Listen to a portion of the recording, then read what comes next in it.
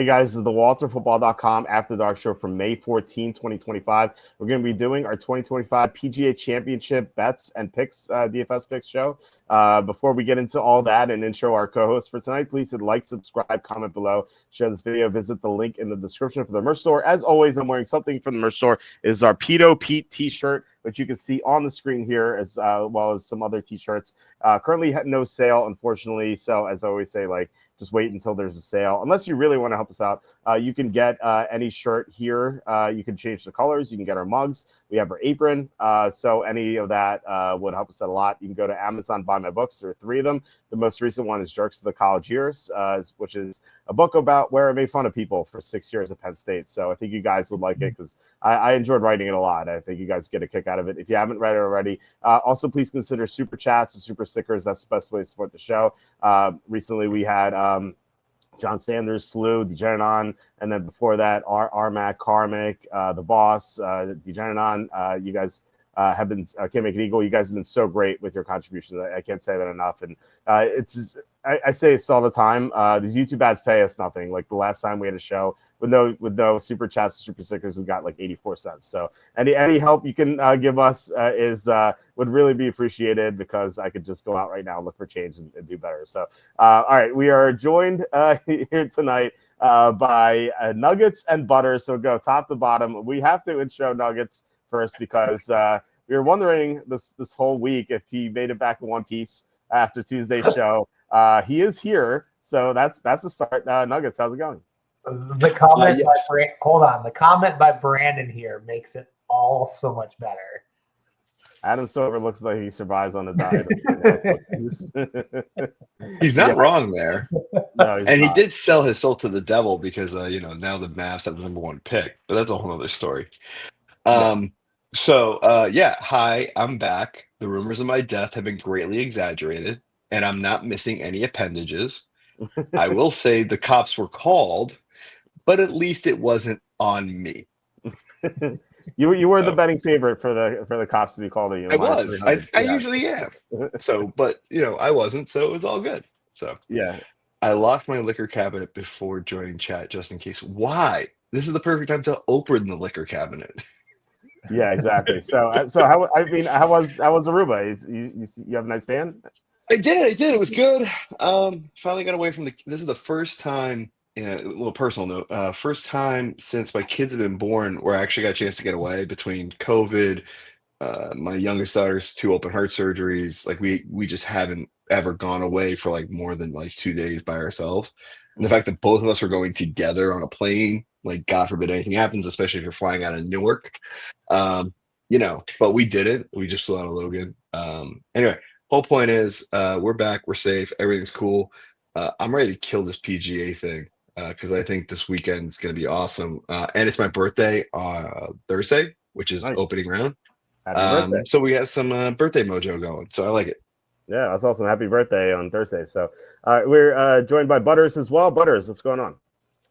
It's going good, and I feel like I always have a story, but they're never as good as Nuggets because there's always something's always going on.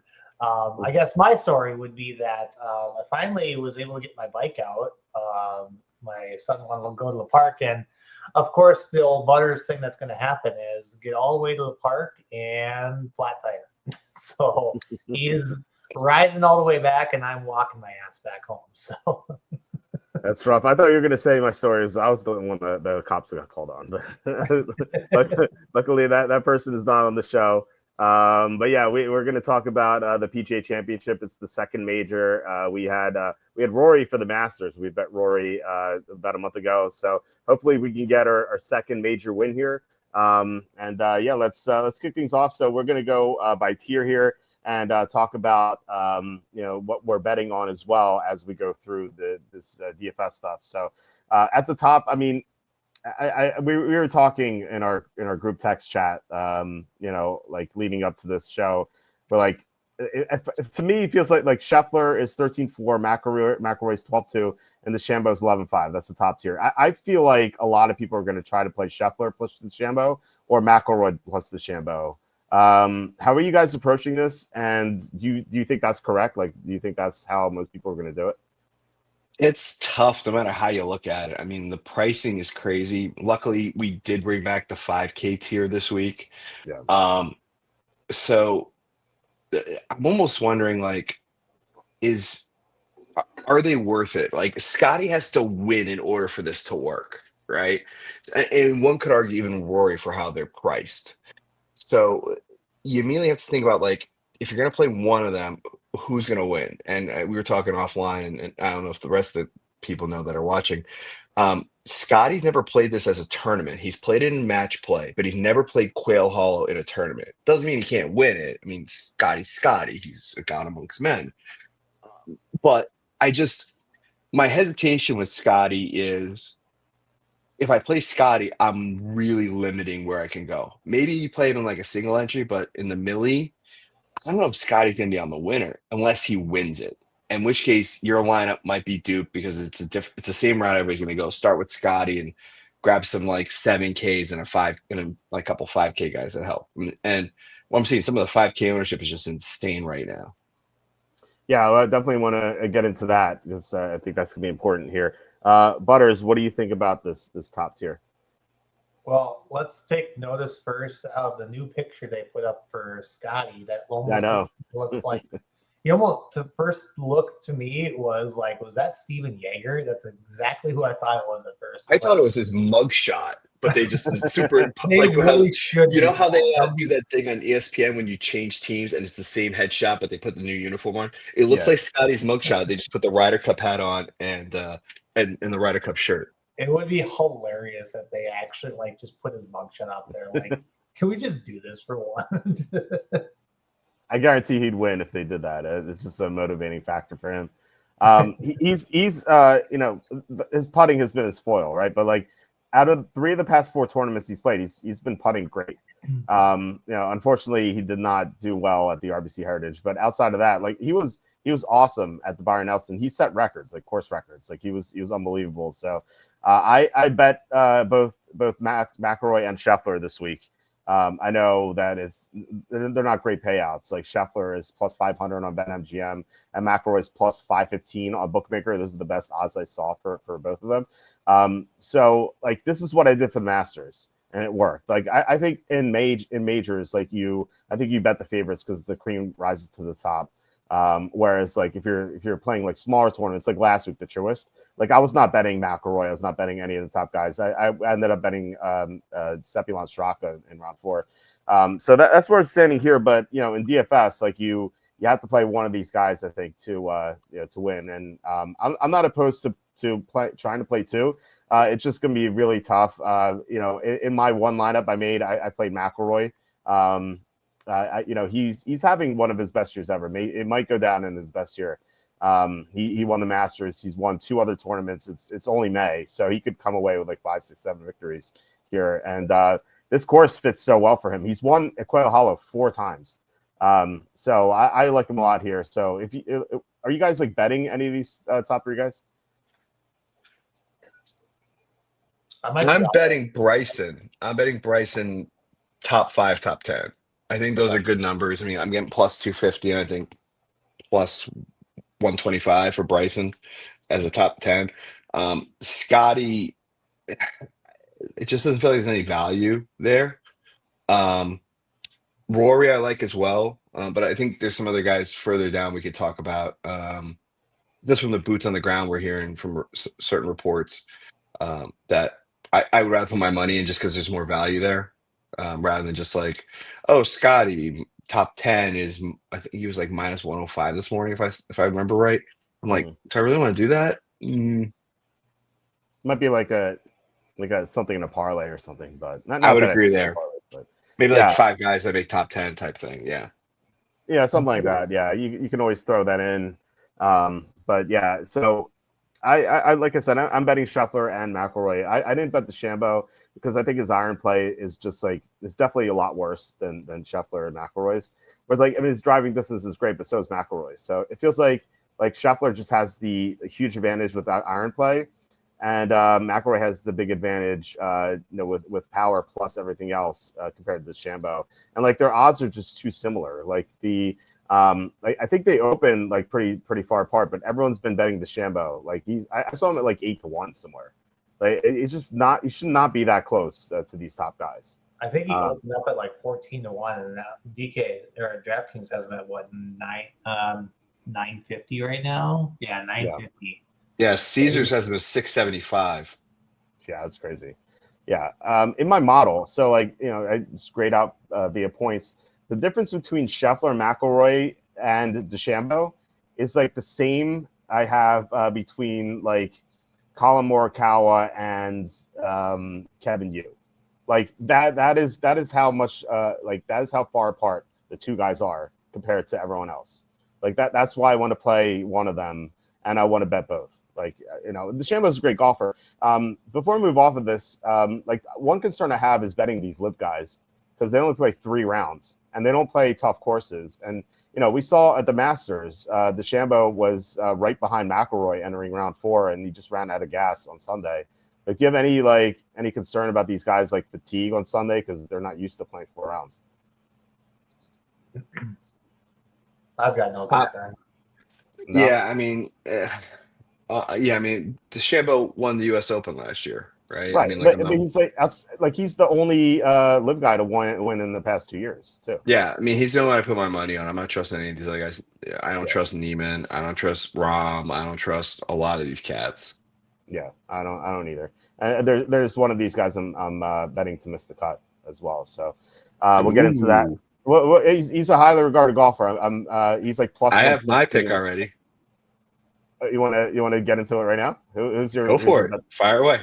My bet to miss the cut. Well, I have two, but the one LIV guy is Brooks Koepka at plus 160. Missed the cut. I like that call. He missed the cut at the Masters. He has gotten above 17. He's gotten better than 17th only twice this year at LIV. Like that is horrible. Like he's just not. He's not golfing at all right now. Well, at all right now. And I heard that like he has some sort of family issues going on. So there are distractions for him. So I bet him to miss the cut at plus 165. I also bet Siwoo Kim to miss the cut plus 130. He doesn't have the distance, I don't think, the driving distance here. And he's missed the cut in 3 of his previous, I think, 6 tournaments in general, like not even counting majors. So like I don't like him here. So only one of these has to hit for them to pay off. Who's your guy to miss the cut? Xander Schauffele. Okay, nice. There's too much of a narrative going around. And I just read something like he's made like top 20 in the last like 20 in the last 20 rounds of golf or 20 majors. I forget which. It was like some crazy thing where like him and Morikawa, because Morikawa's done 5 straight top 20s, and he's done 20 of the top 20s. I'm like, you know what? This has to end. He's a repeating champ. Like it just kind of adds up for him to miss the cut. Like I could super see that. I mean, granted, my model says he's second, but like course fit here, it doesn't show. We're getting boots on the ground reporting that he's looking awful. Like I'm willing to kind of go with the, something's going on with Xander, and I'm bailing, and I'm just crossing off everything. I like the call. What number do you have on that? DraftKings has plus 340. 340. Wow, that's a good number. Yeah, I don't think he's healthy. Like he was hurt. He missed some time, and he hasn't really been himself. Like this isn't like peak Xander at all. So like, given that the course fit isn't great, like I could see him missing the cut for sure. I think it'll be close, but I could definitely join you on that plus 340. I like that call. All right. Well, I mean, let's get into the next tier because he's here. I mean, they've Ludwig Goberg at 10.8, Xander at 10.7, Colin Morikawa at 10.4, John Rahm at 10.2. I'm personally not playing any of these guys. Are you guys interested in them? I mean, we know that we're not in Xander's, but what about the other 3? I've got interest in Kawa. Aberg, I don't like the fit. Rahm, I'm definitely not playing. JT is a possibility, but that's kind of where I'm at. I mean, this is kind of like the forgotten range. I think it's that you hit like the sevens. No, John, I'm not divorced yet, thank God. Now, somebody else on the trip might be because the cops got called on him, but that's a whole other story. There was a big upset about the guy that cops all called on them. Butters, what are you doing in this range, or not doing if you don't like him? I haven't really started building yet or anything. So I'm just this is kind of my first, not true first look, but I have kind of peeked because I have peeked a little bit at salaries. But I mean, I might be, I'm leaning towards being all in on Bryson again. I like that you have to be long off the tee, but the only factor with that is like what's stopping me is that I don't know if I want to play 2 of the 3 on top because I don't want to play. I don't think having 4 golfers in like the 6 and 5K range is gonna win you a tournament. Maybe if you're playing like the 4-4-4-4, where you're gonna have less than 1,000 entries or whatever it is, I can definitely see that. But when you're having, so like for instance, okay, so yeah, Mickelson makes sense there. Like, okay, you're gonna be playing with how many in the 6K? I mean, are all these? You have to be completely perfect for that to happen, and there's so many better golfers out there. So I think you just have to take one and go with it. Now, you do get a little bit of salary discount if you're going with like one of them and playing like JT, or one of them and playing with. I know JT is not in the 10Ks; he's at the top of the 9Ks. But I mean, he's arguably playing like he should be in the 10K recently as well. So I guess in that range, if I'm looking at it, and I'm looking kind of almost wanting to go all in on Bryson, I'm probably going to have to fade the rest of the 10K golfers. Yeah, I just made this lineup here. I didn't give much thought to it. This is not what I'm doing, but you give McIlroy and DeChambeau, and then you have 2 5K guys and a 6K guy, but then you have an 8,900 guy left over. So you can even balance this out. You can go like maybe 7K, put Dietrich in there, and you have 7,700. So it's not that restrictive, and that's why I was saying I think people are going to do Scheffler plus DeChambeau or McIlroy plus DeChambeau, and I think that's going to be a common thing to do. If I were playing DeChambeau, I don't think I'd play Scheffler or McIlroy because if DeChambeau hits, I mean he's probably going to win this tournament, and if he does, that means McIlroy and Scheffler are not scoring as high. So I don't think that's the correct build. Now I do like what you said with Justin Thomas, and we can get into the 9K range. Nuggets touched on Thomas briefly, but yeah, Thomas is 9,900, then Hovland 98. Brooks Koepka, we talked about him, 97. Joaquin Niemann, 96. Cantlay, 95. Matsuyama, 94. Jordan Spieth, 93. Shane Lowry, 92. Tommy Fleetwood, 91. And Tyrrell Hatton, 9,000. I like Justin Thomas a lot. I bet 4 golfers to win this. So I talked about Scheffler and McIlroy. I also bet Justin Thomas at 22-1 on DraftKings.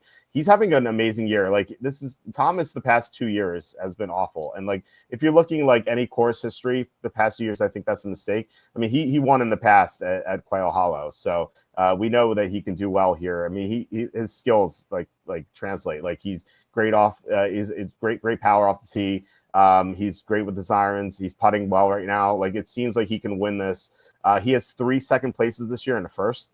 So this is. I mean, he's had a triumphant comeback. I think he can do this. Like given the course history when he was playing well. So I like him a lot. 9,900 and 22-1. As far as everyone else, like Neiman looks good stat wise. Like he's in my. I think he's 5th in my model, but I don't trust these live guys. Like the stats that we get from these like live courses, like I don't think they really translate. So I forget, one of you guys said it, or maybe both. Like the only guy I would trust here is Bryson outside of live, from live. I just don't. I can't get to these guys. Like they're playing like goofy golf. Like it's ridiculous. So I can't trust it. Cantlay is his nickname's Patrick Can't Win. But I have him in the top 10 at plus 280, I think. His pitcher actually got worse too. It did. It did. It looks awful. So maybe now he won't be top 10, but he's someone who he looks like what's his name? He looks like Mario. No, the dude who founded Stoke Osimo. Adam. Alex Baker. Yeah, but yeah, he looks like him. Just as goofy. A little bit. Yeah. I mean, all respect, but like, because I met him at the Baseball World Championship final a couple of years ago. Nice dude, but he looks just like him with a neck beard. I can see. That's a good call. That's funny. No, so Cantlay, I bet top 10. Hideki is not on my radar. Neither is Spieth. I know that he's going for the career Grand Slam, but I don't buy it. Shane Lowry, no. Fleetwood, maybe top 10 better. That would be crazy if we got 2 career Grand Slams in the same year. That would be nuts. It's just too much of a narrative. It's not going to happen. Now that I say that it's going to happen, but I don't know. Spieth is. I don't think he really makes the cut for me here. So who are you guys playing here? My favorites in this range are Thomas and Hovland. Actually, I didn't touch on Hovland. I think this course sets up very well for him, and he's got a good course history here. I know he has a 3rd place here, so he could do it. But I'd rather play Thomas. So where are you guys going in the 9K range? Yeah, I agree with Thomas. I think he's second last week. He got the first at RBC. He's got good course history. 21st, 14th, 26th. He won it back in 2017. Even got 7th back in 2015. I mean, he's right up there with Rory for course history. I'm not going to fault you for playing him. Lowry, I think, is extremely interesting. Just because he's in that 92 range. I think people are going to forget about him. The model I have him in with Lowry, I got him in top 15. The one guy that popped like crazy was Hatton. I have him 8th in my model. And I'm like, my God, could he actually do it? But he's another live guy. Do I trust live guys? It's gonna be hot in hell, in Philly. I don't know if I can trust Hatton. It's just another name that's just like, wow. If I take everything else out of the equation, Hatton looks sneaky. And I mean, he did finish 3rd here back in 2013.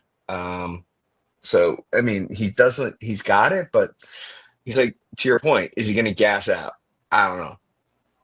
Yeah, I see Bryson, and Bryson, I'm not worried about gassing out just because I think he's learned from the Masters. Hatton, has he just taken the bag like wrong?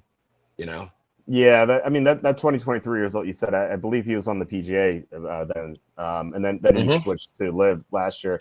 I don't trust these guys who only play 3 rounds. I think especially if you're a little heavier set like Hatton. Butters, where are you going with this 9K range? I think even like odds wise, like Justin Thomas is probably like the best in the 20s range. I mean, he's at DraftKings has him at plus 2,200. And I mean, I think that's a pretty nice bet right there. Just not even looking at DraftKings salaries at all. I mean, that's great odds. I mean, especially for someone that's gone in the last 4 tournaments, he's gotten a win and 2 runner-ups. So I mean, it's eye-opening right now. Now, granted, the Truist was a very easy tournament, even though it was a signature event, and so was the RBC Heritage. But I mean, he's coming around. But I would assume that he's probably going to get an ownership bump just because of his last 4 tournaments that he's played. But I mean, it can't go ignored either. So I guess anyone else in that range as well. I'm not so sure if I trust Brooks right now. I mean, I don't know. What if I told you Justin Thomas is coming in at 19% owned? Really? Okay. Because that shocked me when I just pulled it up. What did you think it would be? Not 19%. Okay. I mean, well, like how far off were you? Like, was your guess? I was off by 10%. Guess, I thought he'd be like 9% owned. I didn't think 19. I mean, so just so we have some. Yeah, like JT and like Scheffler, just to see how much salary that we have left. Okay. Yeah, you have 6,600. If you want to swap to McIlroy, then you have 6,900, which is pretty nice. Very nice. Nice. Yeah. Very nice. I like Thomas. Hearing that ownership kind of scares me, but then again, I'm not someone who plays these 129,000 people tournaments. Like, and I know you're the same, Nuggets. Like, we like the single entry contests the most. So, Do you want to hear the be as craziest? Do you want to hear the craziest ownership I'm hearing right now? Or, correction, not hearing. I'm seeing. Okay, let's go. What is it? If I told you there was a guy in the 6Ks at 24% owned. I have to look at the 6Ks now.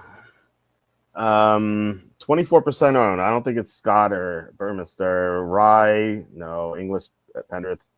I know we're jumping all the way down to 6Ks, but only because like everybody else is like 20% owned. Like Scotty, Bryson, Rom, and Rory are all 25% and higher, and then this is the next guy.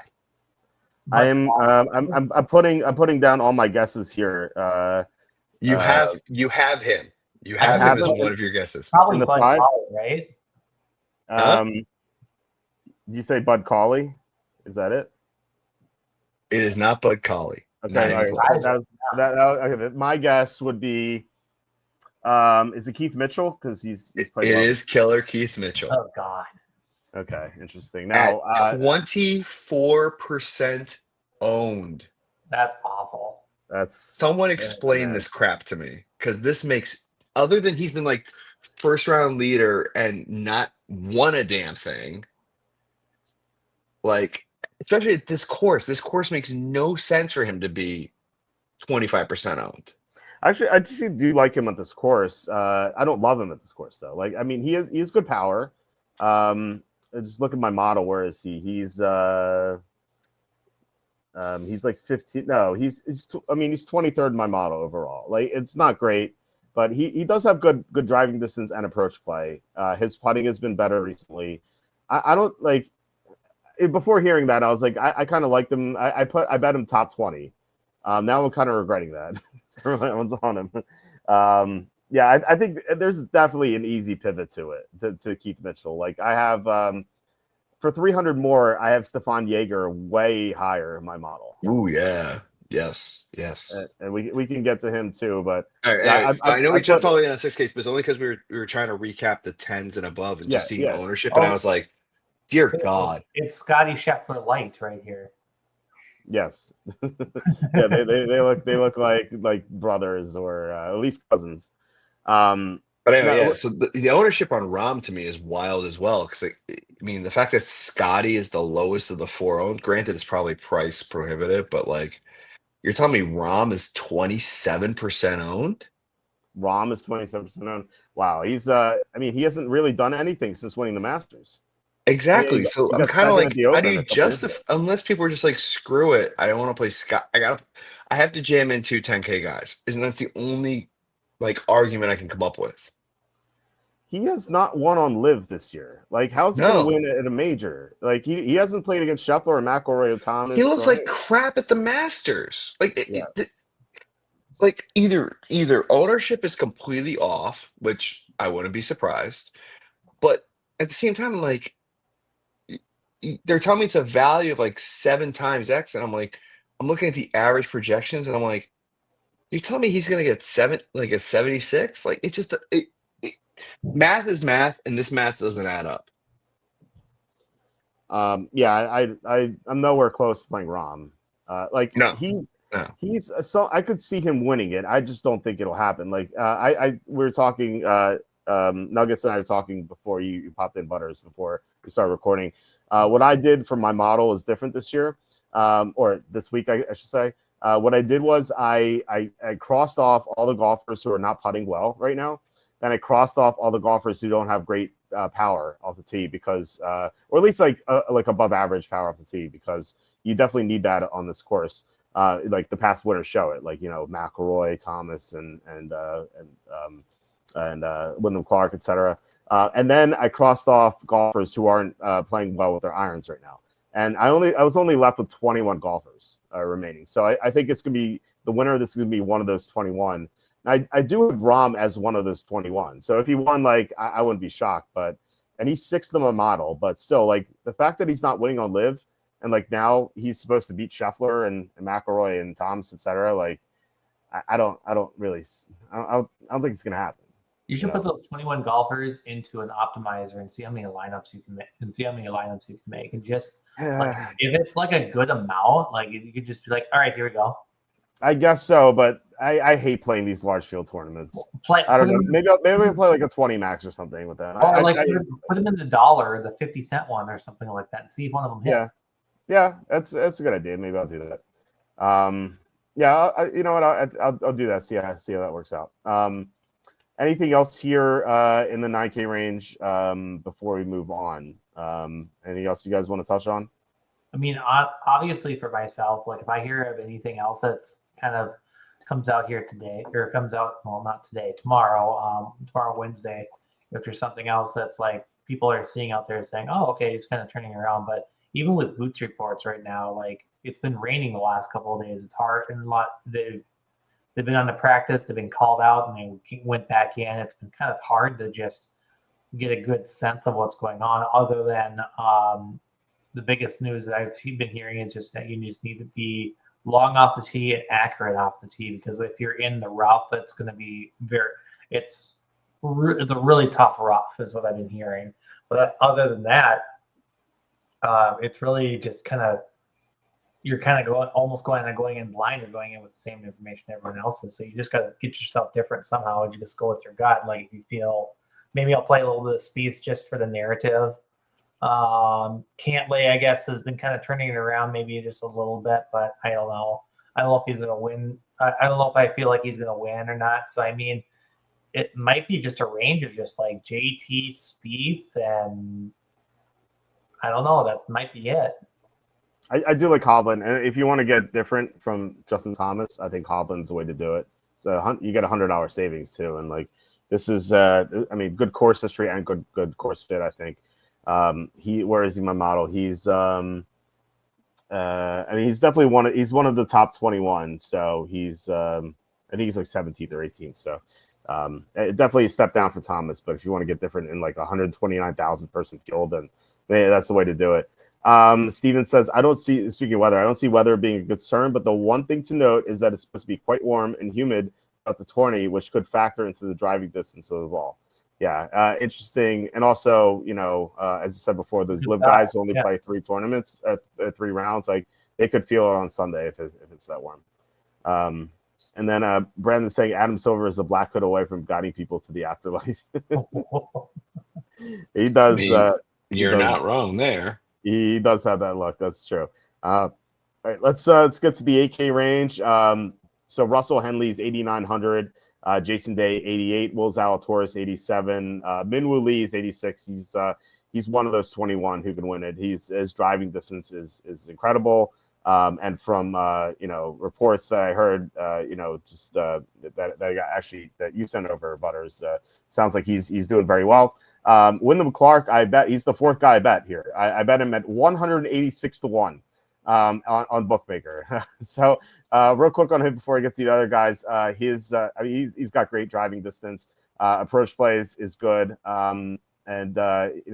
He's won here before in 2023, so it's not that far away. He also won the U.S. Open in 2023, so he can compete in these majors. I just think that like his ability to drive the ball is just gives him a unique chance to win this. So 186-1 seems like way too good to pass up. Anyway, we have Cam Smith at 84, another live guy, which is not something I'm interested in. We have Corey Connors as golf well this year, 8,300. Sung J M 82. We have Patrick Reed here at 81.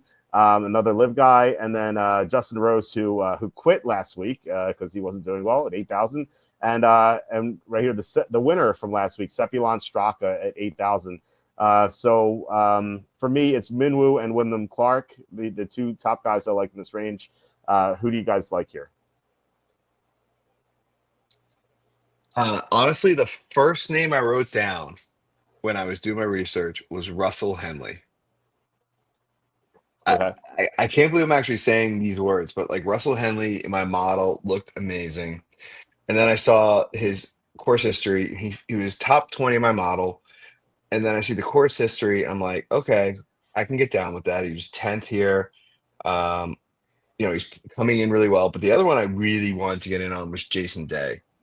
Like Jason Day has been playing great golf. Like he had that playoff against Rory. Granted, it didn't go his way, but I think he's just playing extremely well. Um, he finished fourth here last year. He's won it. He won it back in 18. Finished ninth in 2017. He's coming in with good form. I could see him doing something here. I'm even writing down like who do I start my lineups with? It's like Jason Day and then Minwoo. Like Minwoo is my other one that boots on the ground say he's just killing it. We saw him do well earlier this year. I mean, he won the Texas Children's Open. Granted, there's no course history here, but if boots on the ground say he's killing it, and what you need is a strong like drive to get this thing going, I could see Minwoo pulling something here. I mean, I'm probably gonna bet him top 5, but I like it. I like Minwoo here. The other, how far down are we going? Just in case down to Yeah, 8,000. yeah. I think Sepp is another one I like. I mean, we were talking about it pre-show. I mean, he did finish first here. He finished 8th here last year, but prior to that, miscut. I don't really like playing people like after they won like the last week and now they're gonna come to this. So that's my only hesitation with Sepp. However, that said, always play Sepp round 2 and round 4 because he's just a killer. Yeah, I remember you saying that. I actually did that and it worked out for me one time. Then unfortunately did not win it, but I think I got like top 20 in That's all you need as long as you're profitable. Exactly. Butters, what do you think about the stake range? Yeah, I like Seth there as well, but I don't know. Can he go back to back? It's tough to say. I mean, there always kind of is that jitter about like, can he go back to back? He has won twice this year, so I mean, he certainly has proven himself. Back to the Minwoo Lee talk, kind of sounds like that he's not filming on his Instagram right now, so he must be actually focused at this tournament. So just like goofing around, from, like JT likes to kind of do sometimes too. But I'm against you with Wyndham Clark. I think just something is just not right with him. It's almost like he got his claim to fame and like everything is like right back in his head again or something. Like, what is going on with him? Like, I get with the distance, but it's just he can't. He kind of reminds me right now of like Shane Lowry. Just like can't put like 4 rounds together for some odd reason, or just something is just not clicking. I don't know. So that's just my opinion. I mean, I could be completely wrong about that. Russell Henley, I mean, can he win a tournament when he's not heads up with Colin Morikawa? Because I mean, Colin Morikawa should have won Arnold Palmer, and it was his to win, and he just lost. Let's see here. Patrick Reed's coming in with a bunch of. He seems to be on kind of one of the largest betted golfers this week too, and I could see his ownership kind of rising up there as well. Now, granted, he did play very well at the Masters as well, but I don't know. It's just kind of like if the top guys, like for instance, if I'm wanting to go all in on Bryson, I may have to get different somehow, and so maybe I might have to get off Reed or play Reed and play someone else that's really unowned in a different range. But he has been playing very, very well, especially at Korea as well, kind of leading up to this tournament. So I could see him doing well. But other than that, I'm off Cam Smith. Will Zalatoris just hasn't seemed like the same golfer he has been since that surgery. I mean, I feel like that surgery really just kind of killed his career. You really hope that he kind of figures it out, but it's almost like he rush back too soon from that to get fully healed? I don't know. He's just not himself since that back fusion surgery. I believe that's what it was. I know people seem to always like playing Jason Day. He's just not a golfer I just play a lot of either.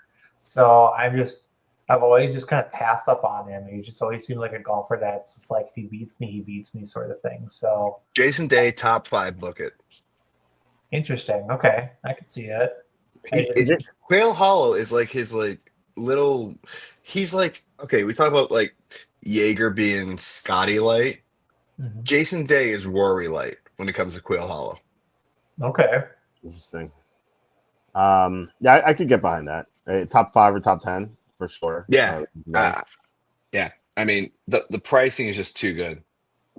Yeah. Yeah, I I like guess that. 14 Yeah, plus I guess I could always 1400 Oh, go ahead.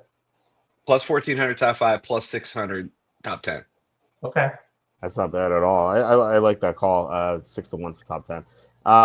Yeah, And Jason Day is like someone you don't want to play after he's won. Remember a couple years ago he won a tournament, and then people asked him like, "Are you practicing?" He's like, "No." No, he's like who I got hammered. Yeah. Like if that's when he faded Jason Day. I actually bet him to miss the cut in that tournament, and he did. He missed the cut after he won. So that's when he wanted to fade him. But I mean, look, he hasn't won this year, so he's had a bunch of top 10s. So maybe that continues. Top 8 at the Masters, by the way. So with the course history and recent success, I think that's a good call.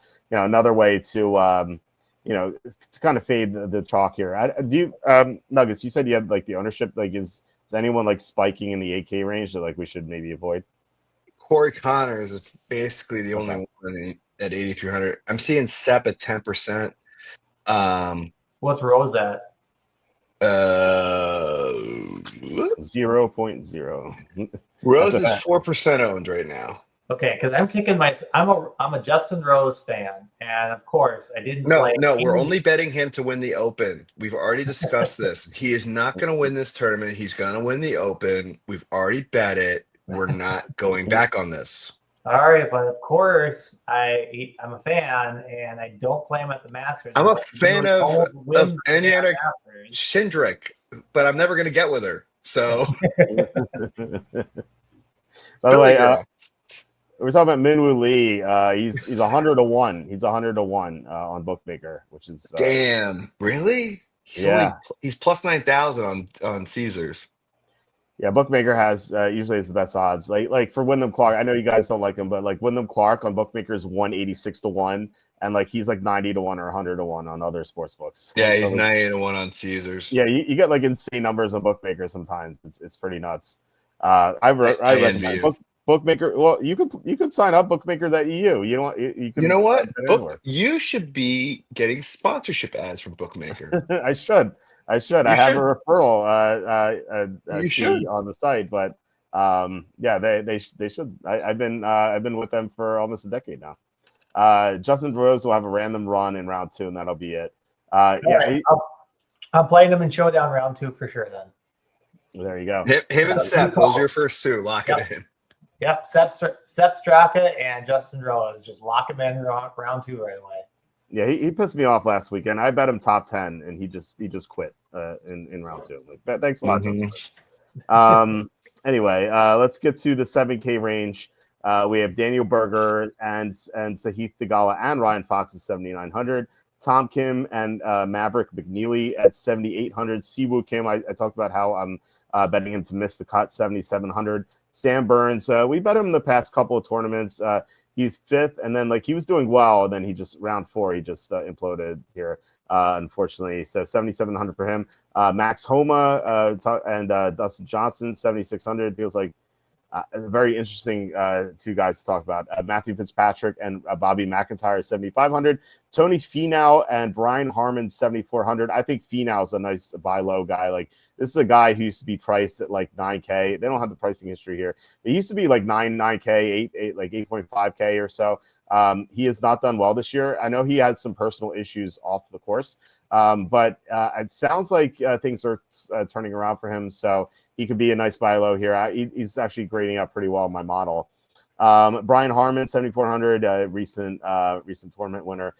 Davis Thompson and Akshay Bhatia are 7,300. Benny Hannes and Keegan Bradley, 7,200. This is Cameron Young. I always have to click if it's Carson Young. I didn't know he's on this. Ricky Fowler, 7,100. Sergio Garcia and Thomas Dietrich are 7K. Like I said, I have some interest in Finau. And really, I mean, like, I don't love anything else in this range. Like, I'm looking at my model, and the top guys in the 7K range, it's like Finau is the top 7K guy, and then I have Benihana and Keegan Bradley, but like they're both crossed off. So this is a pretty tough spot for me. Maverick McNeely's next after that. He actually is not crossed off. So really, this is not a range I like very much. What do you guys like here? Yeah, I think this is the hardest range, just because there's so much, so many landmines. I mean, I agree about Finau. He's like 16th in my model. I think we disagree on Keegan. I mean, he's 10th in my model. And yeah, he hasn't been putting great, but like it's one of the things about Keegan, like he battles. And I could see that here, especially with it being the PGA Championship. Right, things are around the corner. He put on a good showing because he is the captain. Um, the other big one here for me, and I can't believe I'm saying these words, and these words are gonna haunt me for like the rest of the season. I believe in Max Homa. Okay, why?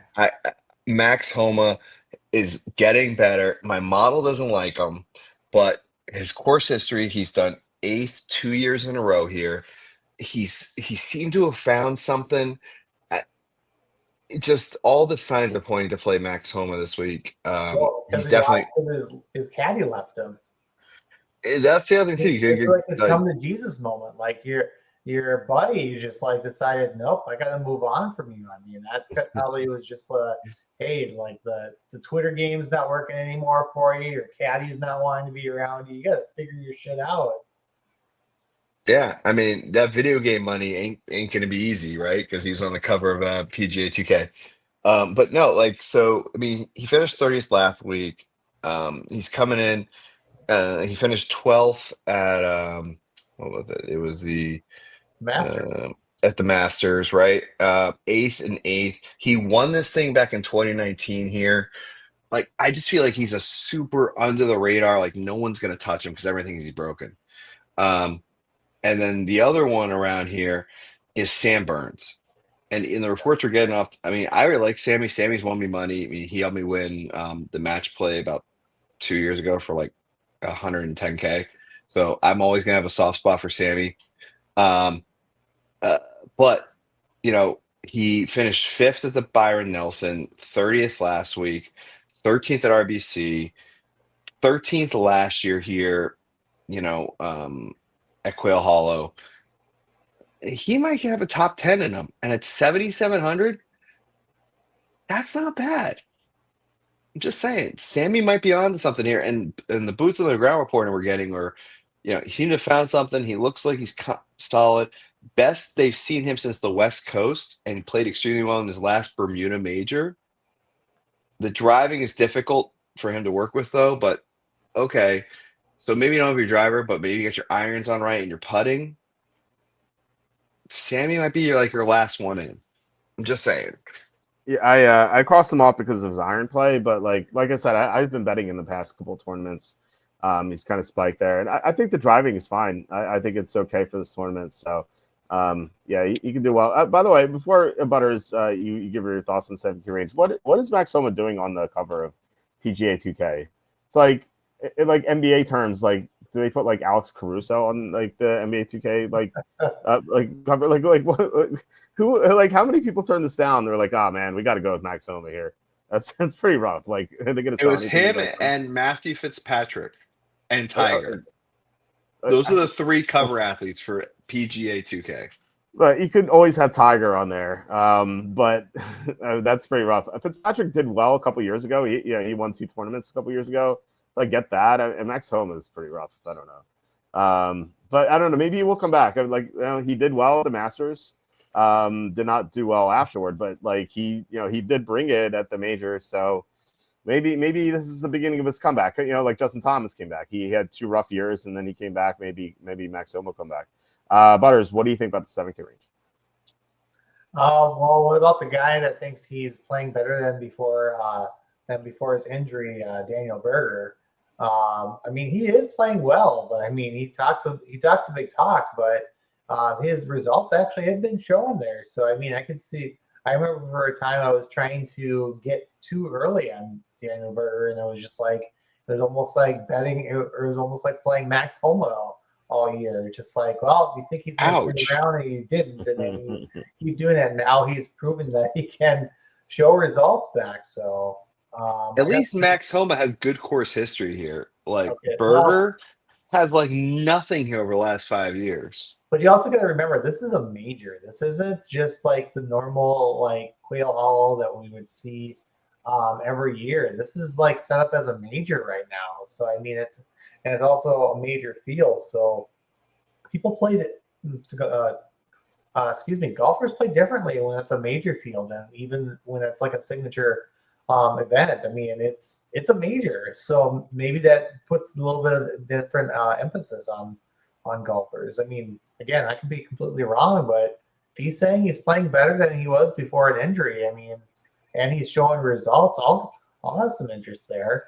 I probably will not be playing Max Homa, but I hope the best for you, Nuggets, and on that route. However, another golfer I know I'm not going to play is Dustin Johnson. Yeah. I mean, his odds to miss the cut are plus 120, and it's Bet just it. kind of, Hammer that. Hammer, hammer, hammer. yeah. It just seems like he's just happy to be there. And from what I've been hearing too, he's just like He walked with Scotty in a practice round. Yeah, he's like video blogging his Yes. his weeks or his days in the stormy weather, and it's like, okay, dude, like don't show me any interest at all, just like having any interest like you top 10 at all, or I have more interest to see you miscut at this point. So give me other golfers that are actually wanting to be tryhards here. Quoting another stream here though.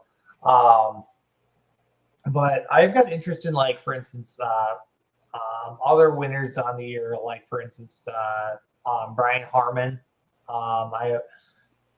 However, off the tee, he might not be able to get there. So, but you never know. He's a hobbit. He can't get there. Yeah, I remember when I told you to bet him, and he did. Yeah, the one time you told me to bet Brian Harmon, the Hobbit, and our little Hobbit got there. The problem is this course is too long, and he can putt, but he has no power. Like his short little legs prevent that. Like I feel like it's like that little kid who's got the golf club who can't like get it in the hole. Like that's what I feel like with Brian Harmon.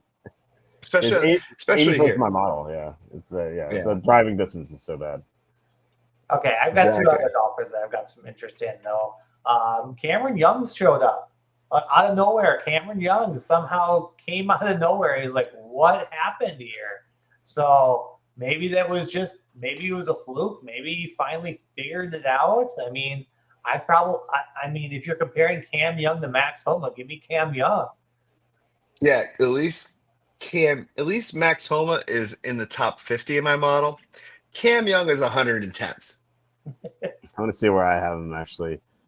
He is 74th for me. So yeah, he did well last week. I'll give him that. Yeah, he finished 7th. I'll give him that. Yeah, but before that, his last top 10 was not as January 2nd. I mean, at any time he could turn into Shane Lowry or Hatton and just like. Okay, I'll compromise. I will bet Cameron Young to make the cut. What else? You get plus money on that? Or? I'm trying to figure that right out just to kind of put this to bed because I just got a weird feeling that like he could be like plus money to make the cut. I'm looking right now. I'm guessing like plus 120. Plus 120 make the cut. That's what I'm guessing. One golfer that's been pissing me off lately because I've been playing him a lot. Everyone pisses you off. You sound like my wife. Davis Thompson, like he keeps like flirting his way into like being there and then just implodes. Like he just keeps on showing like, okay, one step forward and then like 3 steps back later on the week, and he just keeps pissing me off. And it's just like, yeah. I don't know what's going on. Like, he's got the distance. He's got people have been comparing him a little bit to like Scotty in some ways, but it's just like, what is going on? Like, his putting's awful. His putting's absolutely awful. Like that, he's a guy crossed off because he can't putt right now. Yeah, it's like, sure, you're gonna make the cut, but it's like, what else are you gonna do for me? Like, just flirt with a good result, DraftKings, and then the next day I'm just like, oh, I went backwards. Yeah. That's Young, minus 120 to make the cut. Okay, I said plus 120. Yeah, minus 120 to make the cut. It's pretty bad. That's pretty bad. Yeah. I like Thomas Jeffrey this week. I think he can get some. I think the win at Scottsdale was nice, and I think also that I think he's just kind of sneaky that he can get there. I mean, I just like the fact that he finally got the win this year, and then maybe that brought some confidence for him. So he's another guy who's had issues putting, but yeah, he's got the distance off the tee to do it.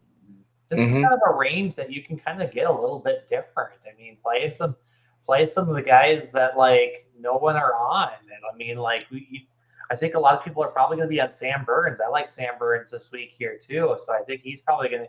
I could see him easily being chalky in this range here as well. But same with Maverick McNeely. But there's also like if you're playing like 2 or 3 of these 7Ks, maybe make one of them as someone that's just kind of a dart throw. I mean, I don't like Bobby Mack on U.S. soil. He seems can't win on U.S. soil, but I mean, if you can think that he can top 10, top 5, I mean, that's great value. So yeah. He's another guy to bet the British Open and the Scottish Open. So Dietrich's minus 140 to make the cut. Yeah, I don't like that. I like that number. I don't like it. No. I'm sure there's some good values there to make the cut. From talking to you guys, I already have my bets up, and I actually did want to pick your brain. Nuggets on the round 1 leader, but we can do that after this because BetMGM has a no sweat bet on round 1 leader. So I wanted to get your thoughts on that one. What'd you say? I said we'll talk about that here a little bit. I like that. Yeah. Especially I've been turning all these non-sweat tokens into NFL Exacta futures, which is like you get like 130 to 1 odds on stuff like that, on like pretty viable bets. So. That's what I've been doing this whole spring and summer. But like in addition to the bets I already have on the site, I'm looking to add Jason Day top 10, Will Zalatoris to miss the cut, Minwoo to win a small bet on that, and then Dustin Johnson to miss the cut. So those 4 I'm going to add, and then in addition to the first round leader. But before we get to that, let's go to 6Ks and 5Ks. With Adam Scott, Burmester 6,900, Rye English is 6,800, Pendrith and Denny McCarthy 6,700. I thought that maybe he was one of the ones who was highly owned. Novak, Ramses Højgaard, Alex Noren 6,600. Stefan Jaeger 6,500. Nikolai Højgaard 6,500. David Puig 6,500. Hui at 64. Spawn 64, Poston 64, Knapp 63, Cam Davis 63, Matt McCarty 63, Ben Cawley, Kirk Kitayama 62, as well as Victor Perez, Ramses Nergard Peterson 61, Christian Bezadenhout 61, Davis Riley 61, Nick Taylor 6,000, as well as Bridgman and Gerard at 6,000. I like this range more. We talked about Jaeger before. Like Jaeger's like pretty high in my model. It's not top 10. But I believe he's 12th in my model. So he is great distance off the tee. The last time he played a major where it was a long course, he finished 21st. So I'm betting him top 20. I'm not betting him to win this, just betting him top 20. I believe at I think it was like plus 410. I think the number was. David Puig is someone who graded out very well in my model. He is, I believe he's 24th. For a 6,500 guy, makes me interested. And then I remembered he plays on Live, so I was like, maybe not.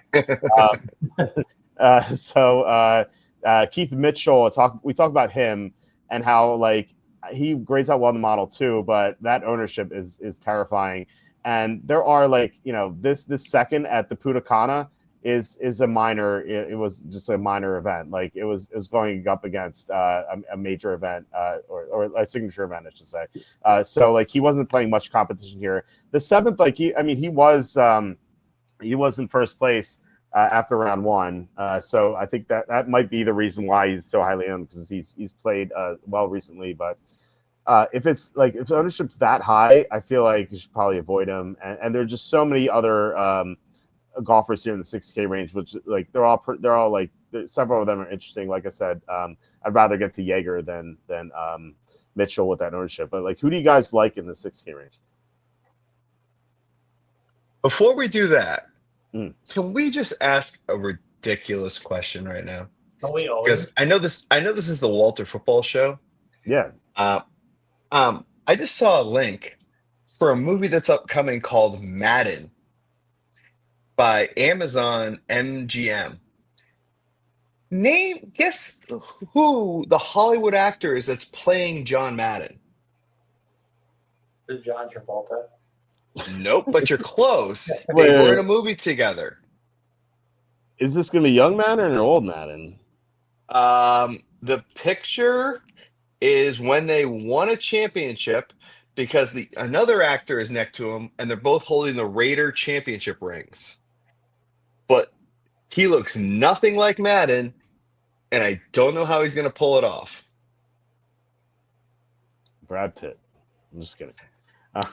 He was in a movie with John Travolta. They even took their face off. Oh, Cage? Yep.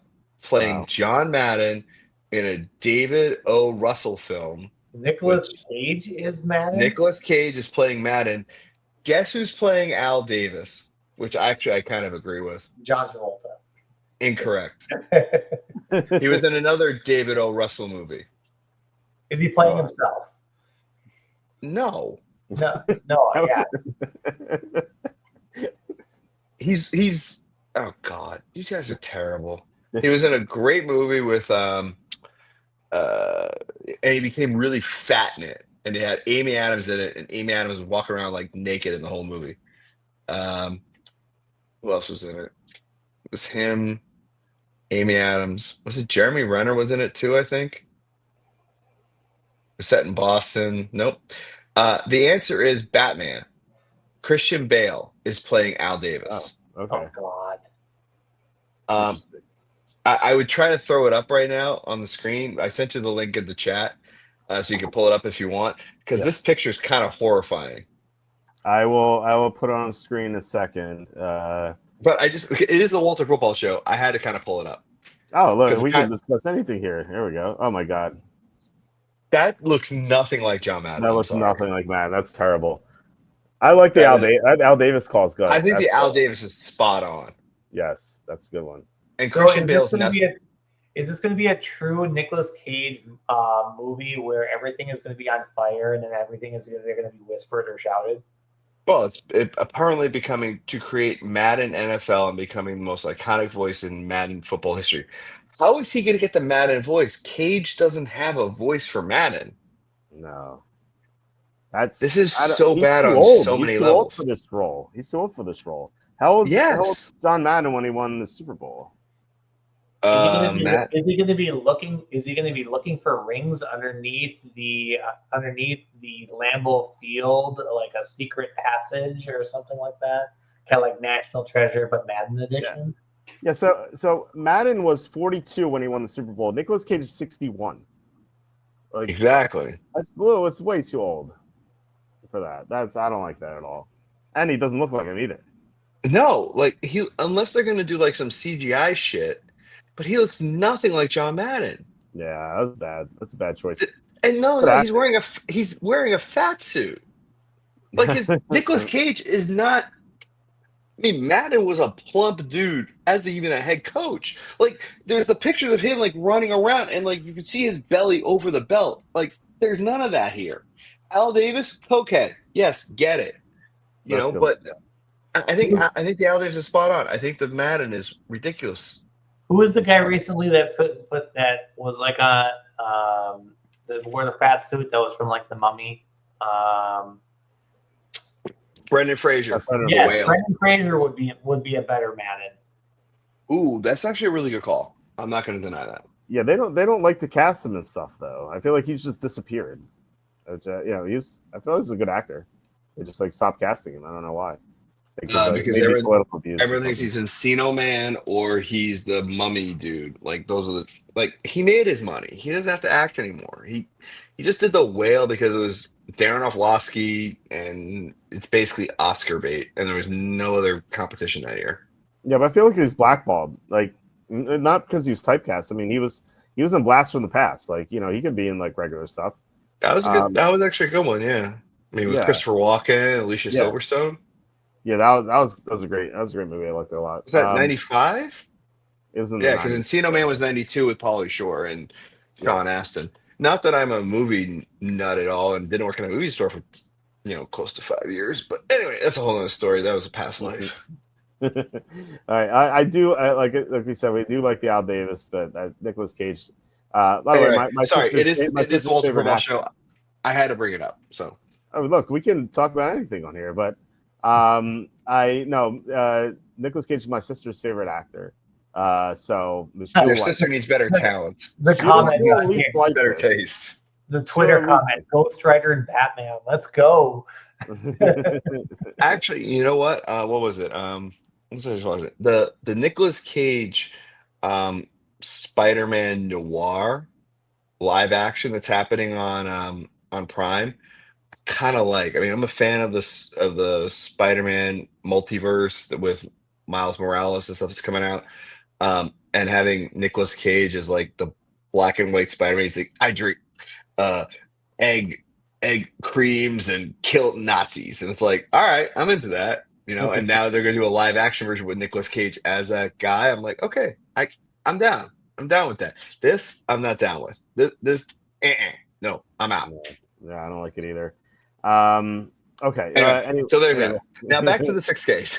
Yes. That's back to the 6K. Where were we? Did anyone give their thoughts on the 6Ks? No, actually, I had to bring this up because this was like breaking news, and I was like wanted to vomit in my mouth. I don't blame you at all. Yeah, that's. I mean, well, we'll definitely have to like watch it and talk about it. Like, did you ever watch? Before we do that, did you ever watch Draft Day? It's like yes, of course. We've gone into it a lot, and like I'm kind of hoping Cleveland has traded the pick to Jacksonville. My I've said this before. My favorite part of the movie is I had two. One was like he makes the trade and he comes in and like no one knows yet, and the guys are like, all right, who are we taking? We take the running back or we taking the linebacker? And he's like, boys, we just traded for the top pick. And like, wow. And they're like, all right. And then he's like, all right, let's dig into this guy. And it's like, wait, you didn't dig into him before you made the trade? Like you had no idea about this guy at all. You just like made the trade before. And the second thing was, I said this before in the show, but I was doing work at the time, so I was not like fully paying attention. So I probably missed out on some cues. So I thought that Jennifer Gardner was the daughter of the GM and not the girlfriend. And so like when they go into the closet and start making out, I'm like, oh, this is weird. Like where'd this come from? so obviously you missed the beginning of the movie where she goes, oh, she's naked in the shower. I guess so. And he's leaving and he goes, oh, yeah, are we gonna talk? And he's like, no. And he writes down Vontae Mack on the thing, but nobody sees him write down Vontae Mack because that's what his dad told him because his dad died. Yeah. And then she was in the shower naked. That was. But it's like he did not go in there or anything. So I don't know. I don't know. Well, I mean, it's kind of weird for a woman to be naked in your apartment. That's your daughter. I'll put it that way. Yeah, I mean, that's true. Unless you're Joe Biden, but unless you're Trump and you want to go to the Miss USA pageant, because that's because he just burst in and all these 16, 17-year-olds were naked in front of him. Anyway, that's all in the story. We won't get into it. Okay. Well, who do you like in the 6K range? No, switch gears here a little bit. Me, I like Yeager. Keith Mitchell, I can't do it. I mean, I just something about that just feels weird. Yeah. Honestly, I wrote this down. I already put a bet on for top 10 at plus 1,000. Denny McCarthy. Um, Good form. He's the best putter on the tour. Sixth last year, eighth the year before. Something about Denny's just, I hate to say it feels safe, but like, I think he's gonna be so overlooked. Everyone's gonna like jam, these 5K guys. I think you grab maybe maybe one or two 6K guys, especially the best putter on the tour, and go from there. I mean, you grab him and Jaeger, I think you're instantly different. Um, yeah, I really like Denny this week. I just think you're gonna need your putter, and he just does it. Okay. Anyone else, or we go to Butters here?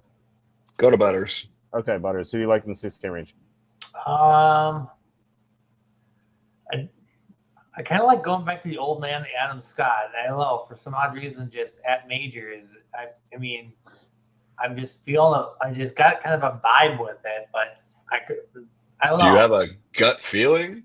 Maybe just a gut feeling, I guess. I got a I don't gut know, feeling.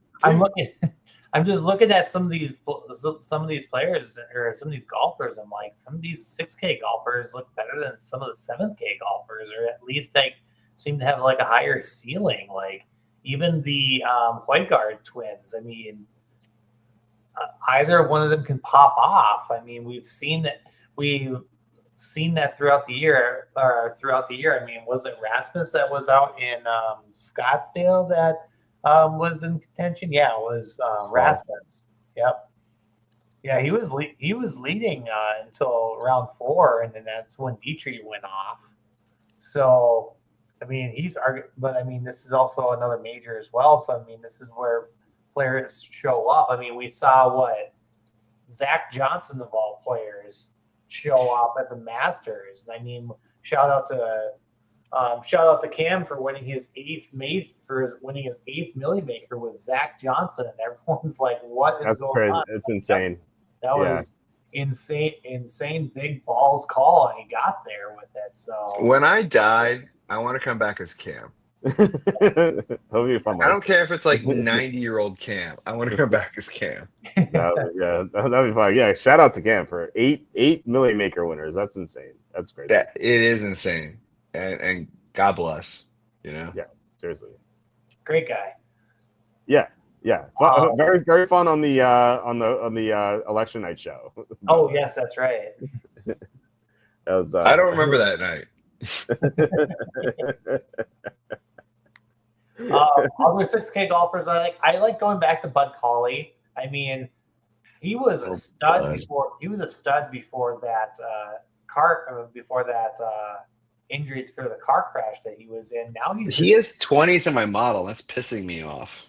I mean, he's such a great golfer, and I mean, even at the Players, I mean, was rooting for him to get there, and unfortunately, he didn't. But I mean, he's showing signs that he's kind of coming back. So I mean, you know what, you might be onto something here, and honestly, if you pivot from Keith Mitchell to Bud, I mean, the ownership is ridiculous. Like, you're going to get Bud at like 2% owned.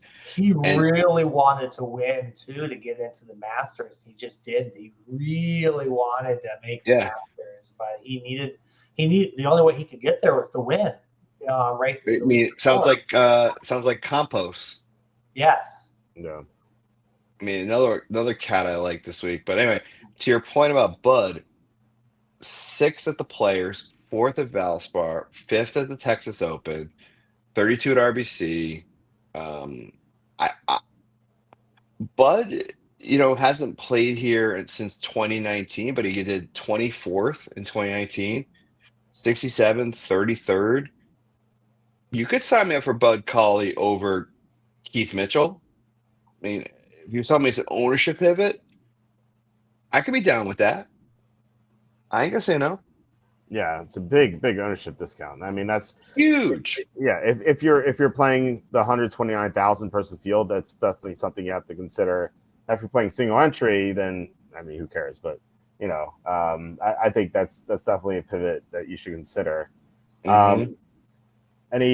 One guy we didn't talk about who has the distance off the tee for sure is Kurt Kitayama, 6,200. Another guy you can pivot to. I'm kind of curious about his ownership. He finished 5th this past weekend. And like I said, great distance off the tee. His issue this year has been his putting. His putting's been bad, but recently it hasn't been that bad.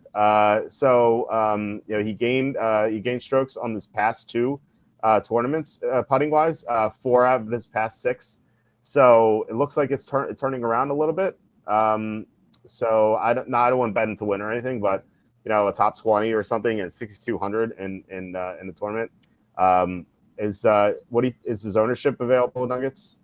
It is. I've got everybody's ownership. So Killer Keith is 24% owned, like we discussed earlier, which is just insane, right? To me, that's just an easy cross-off, especially if you're playing like the Millie Maker. I mean, if you're playing, let's say you're playing like Scotty, Rory, and going Keith Mitchell. I mean, you're going to be so duplicated, so much, like it's just exactly. Not and against the 150s, you're kind of screwed already.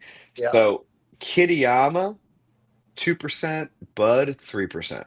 Nice. Those are easy rest my case. Easy. And by the way, I would say Bud over Kurt only because in my model he's ranked 20th for Bud. Kitayama is 101st. Granted, Kitayama did well last week. I just to Butters' point, something about Bud in a major. He missed the Masters. I kind of want the revenge, kind of pissed off. I missed the Masters narrative. Mm-hmm. And at 6,200, if he gives you a top 20, you are like dancing on water. Mm-hmm. Yeah, we're a little different in our models. So Kitayama I have 34th and Bud I have 58th, but it's still kind of close within the margin of error. And by the way, I said this before, but the difference between those two is the difference between Scheffler, McIlroy, and DeChambeau. That's how wide it is for me at the top. Like just to nail that point home. All right. So anything else in 6K, or can we go dumpster diving here? I mean, this is where you can get different. I'm playing golfers that no one else is playing. I mean. I would have to guess that, like I mentioned, Adam Scott, he's probably not very high owned. I'm not sure what Dean Burmeister's ownership, probably higher than Adam Scott, I would have to believe. But Burmeister actually is pretty high in my model. But it's same thing. Like he plays on live, so I don't really have interest. But he's 16th in my model. Great distance off the tee. I crossed him off though because of his putting, like very, very poor putter. But he's got everything else. Like if he putts well here, then he can certainly make some noise. Butters, are you sitting near a desk by any chance? By a desk? Why? Yes. No, only because when I'm about to say what's about to happen in the 5K range, your boner might blow through the desk and you might break everything because. The guy that I've got circled, you're gonna flip your shit over. Okay. In the 5K range? In the 5K range that nobody's playing, but you and I have been like for him for a while. Is it Patrick Rogers? No. Oh my God. Don't tell me it's not the stinky Frenchman, is it? No, it is not my stinky French. Fuck him. Fuck him forever. Gary Woodland? No. Okay. I'm trying to think. He is ninth in my model. Is it Tom? I'm not going to read off these guys. It's too many. No, don't read them off. Please don't. There's too many, and it's not worth it. There's like 3 guys I want to play in the 5Ks. Okay, probably like Tom Hoagie, Michael Kim. No, Lucas and Glover. Oh, Lucas Glover. Glover's one of the guys I'm considering this week in the 5Ks. Okay. Seamus Power? It is not Seamus Power. Oh, I feel like I've been playing a lot of Seamus Power this week, or this year. Can I guess after you're done guessing if you don't get it? Yeah, go ahead. Eric Van Vorian? He's one of the guys, but my model hates him. He's got good recent history, but my model hates him. So he's not the guy that I'm specifically on about. Okay. Max Grazerman. Incorrect. Matt Hughes. He's okay. So Oh no, it's he's Matt Wallace, isn't it? it's not Matt Wallace. We've never bet on Matt Wallace. Who have we bet on recently? Oh my God. Do I have to do everything around here? Yes. Is it Eric Cole? Sammy Pajami. Oh, Sam Stevens. No, Val Maki. Oh my Oh, God. I didn't even see him down here. Oh my That's gosh. the point. He's 5,500. He's criminally underpriced. That's pretty low for him. You He's want a 60th dude that my can model. bomb it? This is your dude. He also gets mad quite a bit too. He gets so mad on the course. It's hilarious. Exactly. Like this dude can bomb it off the tee. If we're gonna say like there's like Scotty and then Jaeger is like Scotty Light, here's Jaeger Light. Like that's Sammy Valimaki. Like this dude can bomb it. He's ninth in my.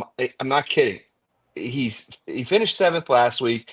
He doesn't have course history here at all. He's never played it, so it kind of scares me. But recent form, he's playing well. I think he's in for a breakout. You give me a top 20 at 5,500, and I am going to the cash register. Like it is, no one's gonna play this dude. Everyone's gonna play like Mackenzie Hughes, which, yes, I'll be playing some Mackenzie Hughes too, but he's 24% owned, which is still insane. Wow, that's a lot. Yeah. But my point is that like you mixed in Sammy Valimaki with a Mackenzie Hughes, you've now only spent if you pull up the lineup real quick, you've only spent 10,000 or 10.5. Who is it? Hughes and put in Hughes and Sammy Valimaki. yeah, you have 97.25 left per player. So yeah, you're welcome. Scheffler and McIlroy, you have 66.50 left, so you can go 6K and then 7K or whatever. Yeah, you can, and we like the guys in the 6K range anyway. So right, exactly. World's your oyster. Like put Denny McCarthy in there and put one more. You're welcome. You just want a milli. Send me a cut. You don't want to play Michael Block? Oh yeah, doofus. Like if you ever wanted to sign for dude that should never qualify ever again. I'll say this for Michael Block. He is not dead last in my model. I thought he would be. He is third to last. It's who is dead last in mine? Justin Hicks is dead last in my model. Not counting the amateurs who have no data. Justin Hicks is dead last. I had Daniel Van Toner, and then I had Kiefer, and then Nick Ishii. Okay. At 148th. There's some actual like golfers in this 5K range, but like I'm even just considering just cutting them all out. I'm not playing Dick Bland. I'm not playing Patrick Harrington. What about Patrick Desire? I'd rather play Patrick Fishburne. I'm not playing Harry Hall. Lee Hodges, sure, you can talk me into it. Michael Thurman Johnson, sure, you can talk me into it. Patrick Harrington? No, I just literally said no. I'm not playing him. Okay, Michael can't. Justin Lower. I'm not playing Lower.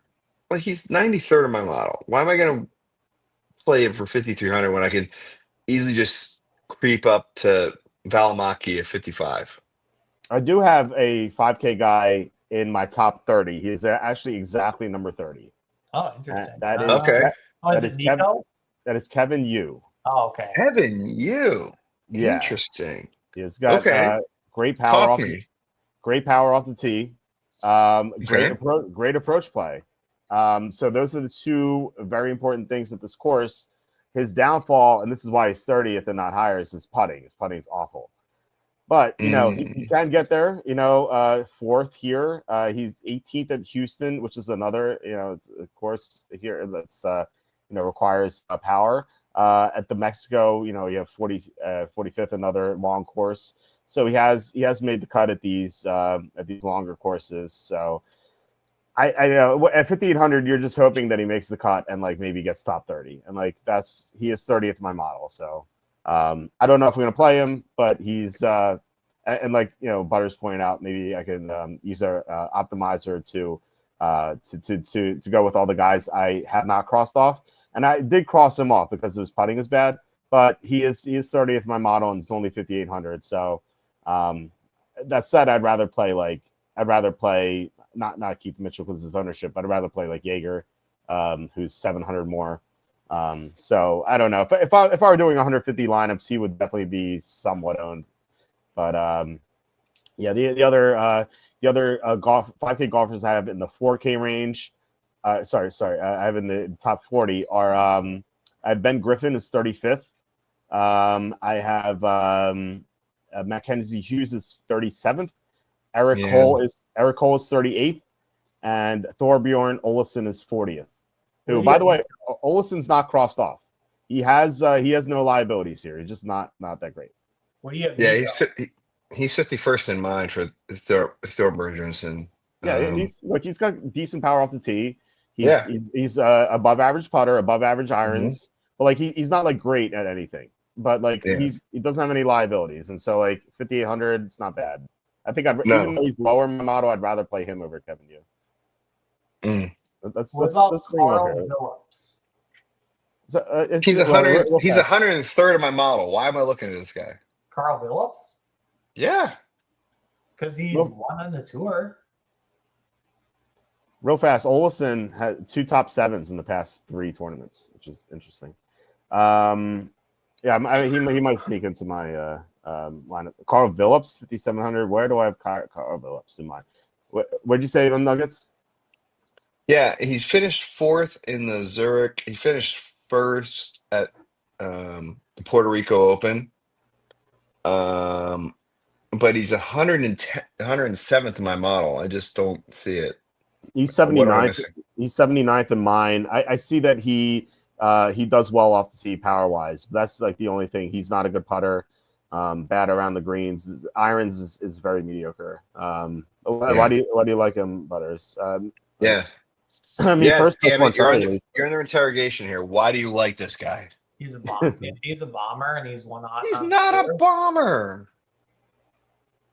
Compared to who? Who does he bomb better than? Please tell me. Denny McCarthy. Does he putt better than Denny? No. Okay. So then why am I playing him? Because he's long off the tee.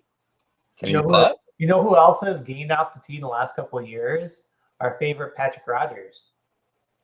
I'm not playing fat ass Patrick Rogers. You couldn't pay me anything to pay him. 51st in my model, Patrick Rogers. Harry Hall is 5,500. What the hell? What are we doing? He's smoking a lot of crack, apparently. Some of this pricing is just off because, like, we were talking about Keith Mitchell 6,200. Like, I mean, he's super highly owned, but we also like Cauley and Kitayama at 62. Like, Michael Block is only 5,500. Like, he's $700 less than those guys. Like, that doesn't make sense. Why are we even talking about some one-hit wonder? Like, well, I'm just talking about how bad the pricing is. Like, Michael Block. The pricing is egregious. You would never in a million years play Michael Block ever. Like, anyone plays him should be banned from DraftKings. But like, why do they stop at 5K? Like, Michael Block, there should be a 3K. Like, he should be 3,000 flat. And at that point, you're like wondering, do I punt here to get the top 3 guys in? Like, I think that would be. Yeah, it's the equivalent of playing a 4K pitcher in MLB. No, exactly. I get what you're saying. Yeah. Or like a $2,500 tight end in football. Like that's what you'd be looking at. Like, I don't know why they stop at 5K. Like, guys like Michael Block and these amateurs, they should be in the 3K range. Like, there should be a 3K range. In fairness, I do like Patrick Fishburne. That's fair. I do like that at 5,400. He's got some stuff going on, like power off the tee. His putting has been awful, but 100%. If he can get his putting together, then he could have a shot at like top 30. Yeah, and that's all you're looking for down here. Yeah, you're just looking for literally the diamonds in the rough that can get you there. So if I heard someone like tomorrow watching Pavone, and he's hitting it, and he's actually hitting it straight off the tee and on the fairway, I would play him. That's the only time I would consider playing him. Like if they're seeing him in practice, actually hitting it straight and on the fairway, he's in my player pool. If he's anywhere off the fairway, he's immediately cut. Like Okay, he hasn't gotten a top 40 this calendar year. Straight, I will play. Okay. The boots on the ground says he does not miss fairways in practice, generally long and straight, which works around Quail, but he's a shell of himself and no longer the face of French golf. Yes, that is also true. So to me, that goes, he's a wannabe live guy that missed getting the bag. Who is the face of French golf? Isn't it Victor Perez or something? I don't know, actually. I don't know why. Perez is French, but I mean, he's been around. He's been pretty irrelevant too. The answer is Victor Perez. If you want to play the top French guy, 6,200. You know, yeah, I don't think there is a French golfer who's relevant at this moment. It could still be stinky Matthew Pavon.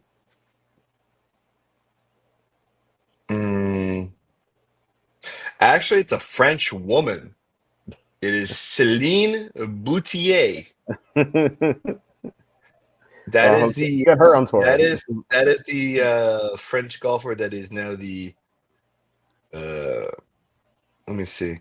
Ooh, that's not what I thought a French woman would look like. Okay, I got a 5K golfer to make the cut. No, you don't. Old man Jimmy Walker. No, he's like projected to miss the cut.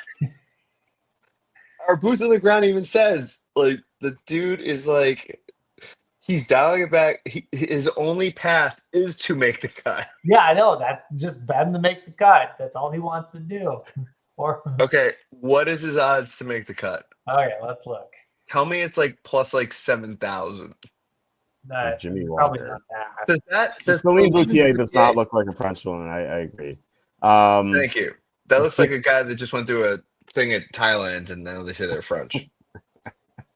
Well, put Céline Boutier on this tournament. Make her 3K along with Michael Block, and we can discuss which one we'd want to play. There you go. Jimmy Walker has not made the cut this year. Nope. So wait, why, Butters? Why do you like Jimmy Walker? He's only 5,200. So if you're onto something, that's the way to get all the top guys in. No, I just like the guy. I mean, like what was it, a couple years ago when he showed up? I mean, he was dealing with what was it? Is it Lyme disease or something? Lyme like disease, that? Yeah. And as somebody who was the first reported case of Lyme disease in New Hampshire, I turned out pretty okay. Your patient zero up there. At least somewhat. But I mean, this was like 93. Okay, Jimmy Walker is plus 250 to make the cut. Okay, I'm interested. Plus 250? You said you need plus 7,000. That is true. I do need plus 7,000. That's a big haircut there. I don't like it. Plus, what is he plus top 20? I'm actually wondering. Oh my god.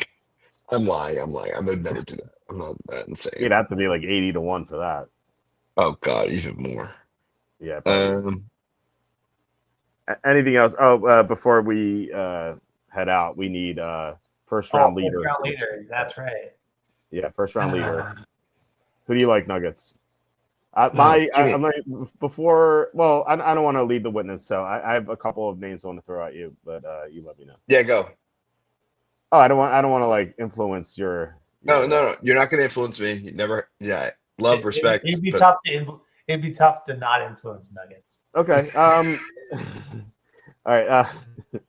So my two guesses here are, I should probably pull up their odds, but Justin Thomas, who first round at RBC Heritage, he almost set the record. He missed the putt to set the record, but he still finished first place at the RBC Heritage. He seems like one of those guys who can really spike around. And then the other one is Victor Hovland, who, like I said, fits well at this course. And I think his number would be pretty favorable. I actually want to look it up. Let me see. First round leader. So of the two I mentioned, Justin Thomas is 28-1 to be first round leader, and Victor Hovland is 50-1 to be first round leader. This is at BetMGM, which is where you get the no sweat bet. So if you have any ideas on like who could be good, maybe Shambo might be my other one, but his odds aren't great. It's 20-1, but still much better than his current odds to win it. So what do you think? I'm just digging through it right now to see. Just 1 second here. I got a golfer that I'm rooting for, but I know he's coming back from injury that was just on a hot streak last year. That maybe he's got one good round coming out of him. Alex Xander? Oh, Noren. Okay. Noren, yeah. Honestly, Jason Day, first round leader. Okay, he's 60-1. I like it. Why do you like Jason Day there? I mean, good course history, playing well. I could see it. I don't think anybody's going to shoot like a 64 or 65 tomorrow. I mean, you gave me a 68, 67. I can see Jason Day pulling it off. The other one that kind of intrigued me was Minwoo. Minwoo first round leader. So those are the two. 66-1. 66. Yeah. So those are the two that I kind of dig. Okay.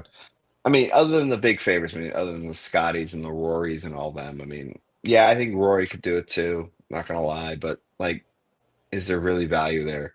I mean, the one thing I love about golf tournaments, or any golf tournament, is the live betting. Because I never think anybody gets it right, but after I kind of see how the first couple of holes play, and how people are reacting to it, then it's like, oh, do I jump on somebody late who just birdied the first 3 holes? And now they're in prime position to be a potential first round leader, but nobody's on them. Yeah.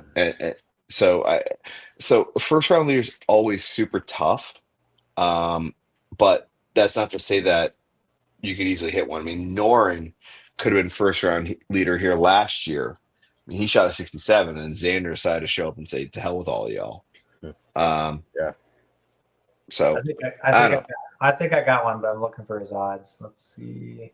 Okay. Yeah. Before you find it, yeah. I mean, live betting on golf, I think is, you can definitely gain an advantage on it on the sports books, because I feel like they overreact to everything. Like if a golfer hits the ball into the rough, like their odds will like plummet, and you're like, they can usually get out of it. It's not like a huge deal.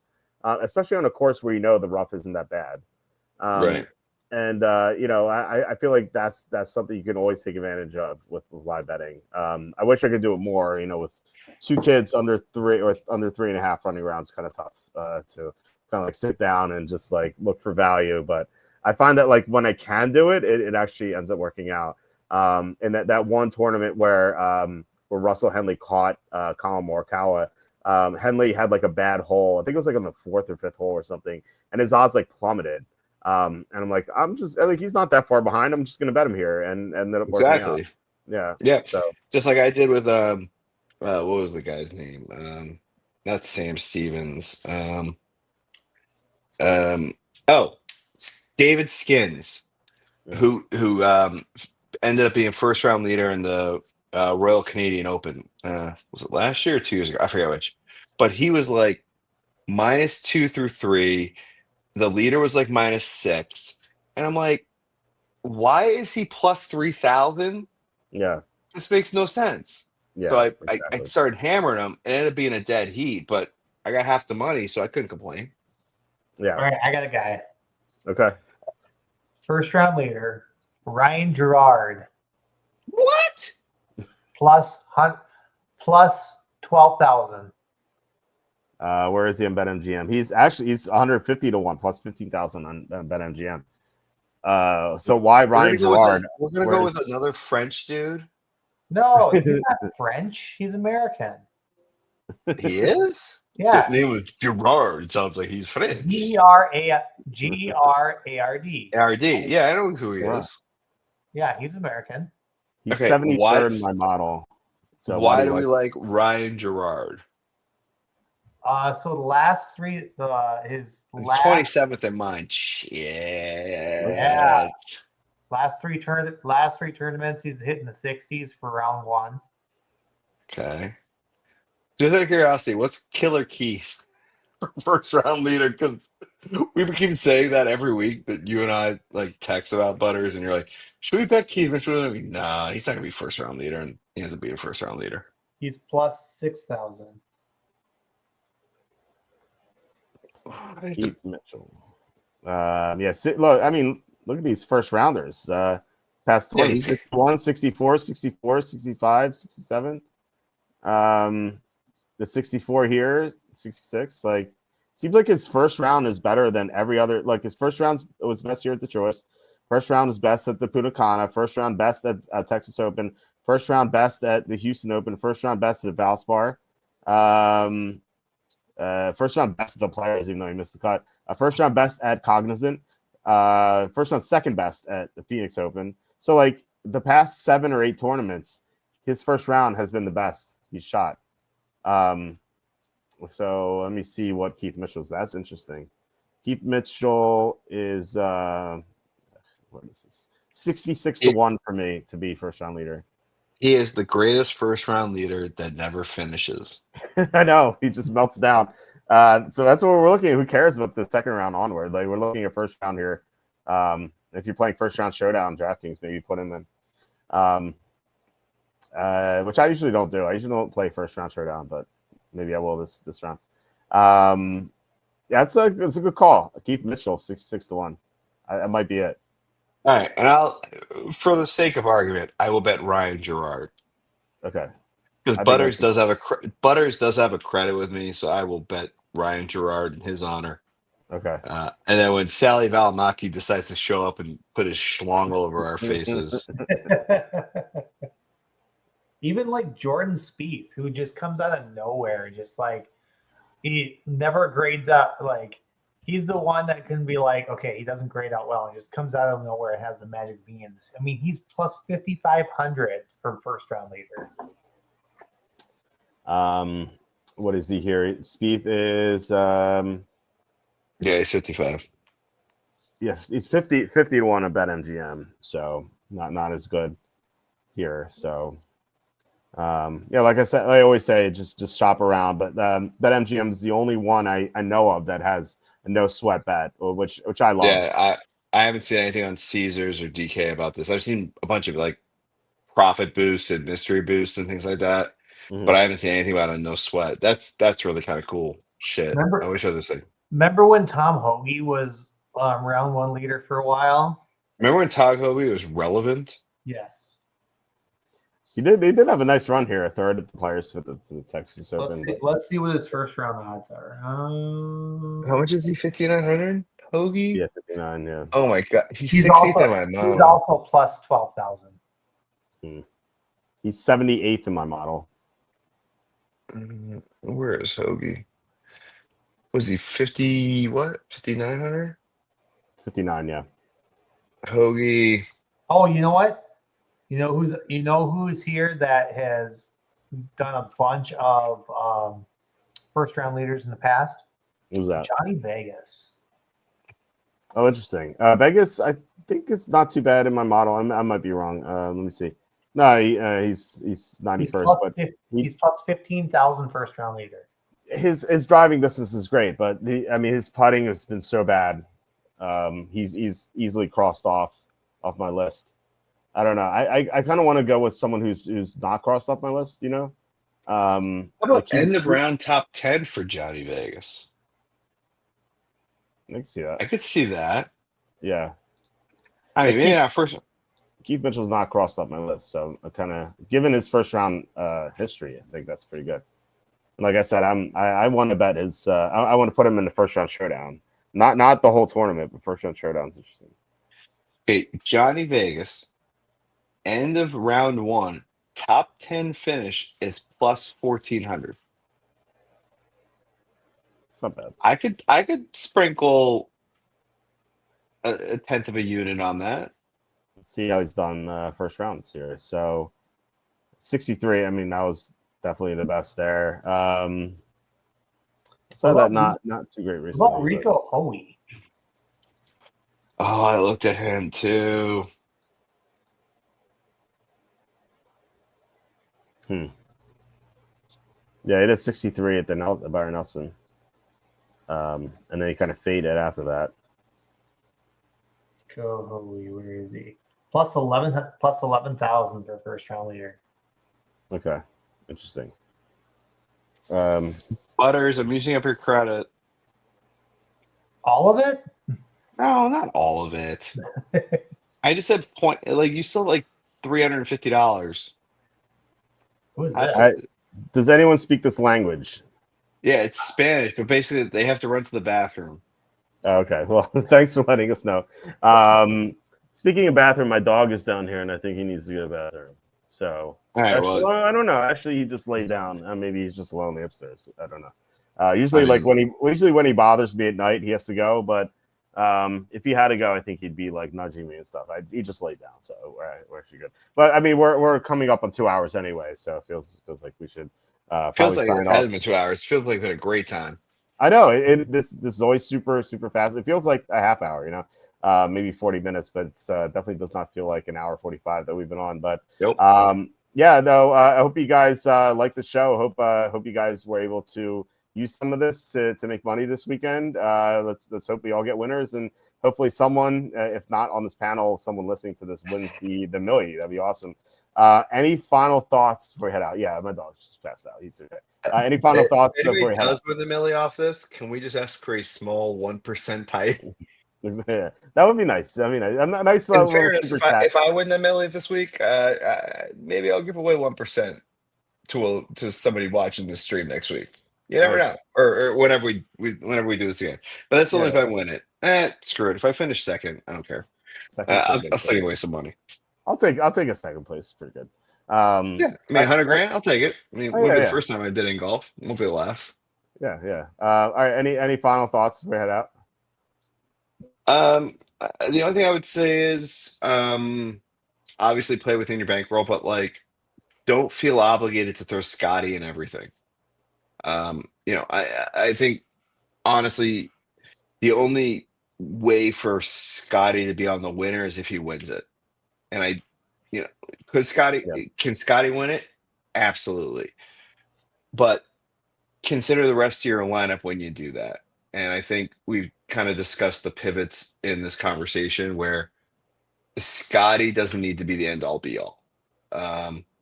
Me personally, like if I'm thinking about like guys like Valimaki and Hughes and Denny McCarthy, I'm already super freaking different.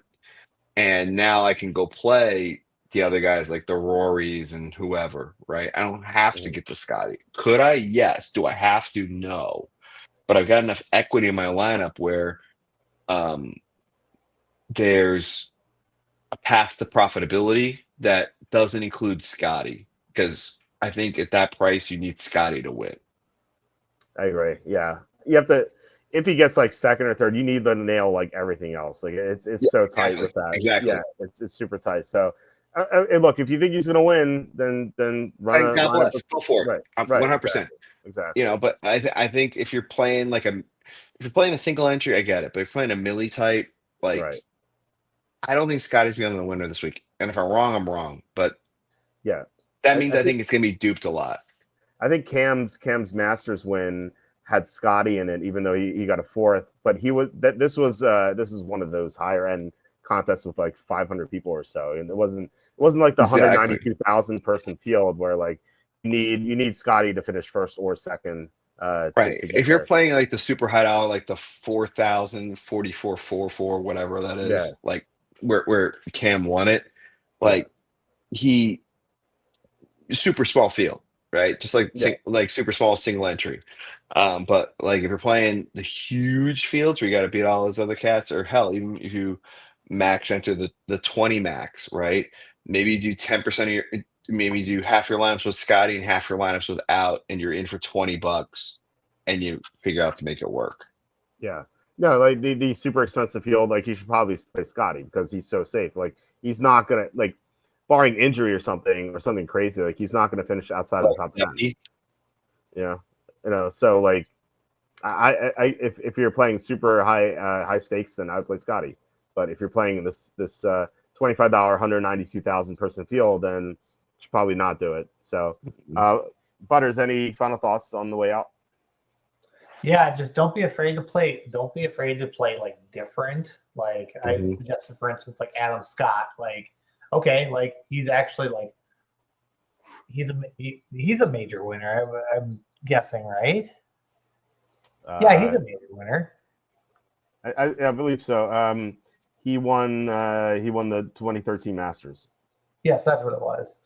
Mm-hmm. Like if you're playing someone that's like a major winner and they're unowned and they're in your price range, why not? I mean, they've got the vibes to get there. Who knows? Like, I mean, Zach Johnson got that. Zach Johnson was in the winner for Cam. So I mean, who knows? Some of these players that you think they're going to show up, it's a major field, so it's not like a normal event field. So I mean, you're going to get looks like some of these newer players, like you got Rico Hoey on here. Like, do you think if he was on the final tee time at a major tournament, do you think he would win? I don't think he would win, just because, like, sure, he may be winning by 3 strokes, but he could just easily just implode on the last day, just with all the spotlight and everything over him. So just think of it that way. Like a lot of these major winners, or a lot of these major golfers, I mean, they've got high equity plays, so don't be afraid to play them, but play smart. Yeah. All right. For sure. One last thing, because Butters made me think about it when he said major winners. Sergio Garcia to make the cut. Okay. I got a weird feeling about Sergio. What number you get from that? I'm getting minus 230, which I freaking hate. Oh, that's a rough number. But that tells me something that they think he can make the cut. Like at 7,000, you could do worse. Yeah. Okay. Now I remember Cam's winning lineup from the Masters this year. It was both Scotty and Rory, Patrick Reed. I believe this is what it was. Scotty, Rory, Patrick Reed, Harris English, Danny Willett, and Zach Johnson. I believe that sounds right. I think that's what it was. Yeah, I saw Willett, and I was just so confused. Like, how do you get to Willett? Like Zach Johnson, his best winner, but like Willett was kind of like that threw me off. He's not even in this. If we were to duplicate that real fast, Scotty and Rory, you have to play a couple 5K guys, unfortunately. But no, we did come to like some 5K, like Olsen maybe. I guess it's a tough build. Like you have to really dumpster dive here. I don't know who else you guys like down here, but you got to also remember his was in that. It was in the very high dollar one, so there was like less. Yeah. So less than 1,000 entries, so you could play 2 on top and then dumpster dive like that. Yeah, I would not play this in this tournament. I would play this in the single entry. Because this one did not ship the $10 one at all. It shipped I believe it was a 333. Yes. So if you go play Olsen and Fishburne with them, and then you go with we like the 6,200 guys. So let's go Cauley. You have 7,000 for your last guy. That seems reasonable. You know, if it's a Scheffler McIlroy showdown at the end, and you have one of these guys finishes top 10, the other guys make the cut, and one finishes top 20. Like you're looking really good in those smaller fields. So yeah, I don't want to complete this to kind of make dupes for people, but this is something I would look at if you wanted to go Scheffler McIlroy in the single entries. But all right, I guess that's it for the show. Like I said, I hope you guys are able to capitalize on this and win some money. Good luck to everyone out there. We'll be back tomorrow. The NFL schedule is releasing tomorrow, and we already have the dreadful European games. 7 of them start at 9:30 a.m. It's so brutal. The Vikings got scrizzled. Yeah, but at the same time, those back-to-back Europe games, those teams are undefeated, not spread-wise. Yeah, they get to stay out there and not travel. So yeah, yeah, Fair. they just have a little bit, but still, it's I think it'll benefit them. But then on the other hand, like their second game's against the Browns, so like they probably win that anyway. So, Fair. I know, right? So we'll be talking about schedule release tomorrow, and then we'll break down the week 1 lines on Thursday. So I don't know who we're gonna have as a guest on Thursday, but I'm sure we'll have someone on. And then Saturday with Tom. So looking forward to all that. So yeah, please hit like, subscribe, comment below, share this video. Visit the link in the description for the merch store. Do you guys have anything to plug before we head out? I got nothing. I got nothing to plug. Okay. Well, you guys, you can follow Nuggets and Butters on Twitter. I have I mentioned them on the show link, so you guys can follow them. But yeah, I hope you guys have a great night, and I will talk to you tomorrow.